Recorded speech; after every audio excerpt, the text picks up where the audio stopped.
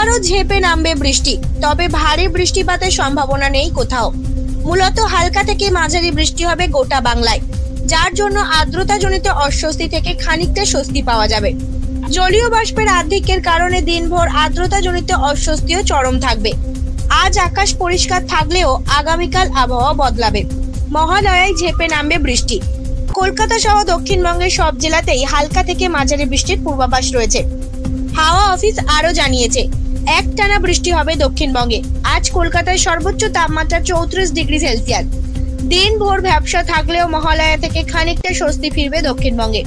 চলতি সপ্তাহ জুড়েই দক্ষিণবঙ্গে হালকা থেকে মাঝারি বৃষ্টি হবে। বৃষ্টির পূর্বাভাস রয়েছে উত্তরবঙ্গের সব জেলাতেও। বিশেষত উপরের 5 জেলাতেই মাঝারি বৃষ্টির পূর্বাভাস রয়েছে। বাকি জেলাগুলিতে বিক্ষিপ্তভাবে হালকা থেকে মাঝারি বৃষ্টি হবে, তবে ঝড় বৃষ্টির কোনো সতর্কতা জারি হয়নি কোনো জেলাতেই। ব্যুরো রিপোর্ট, জেলার বার্তা।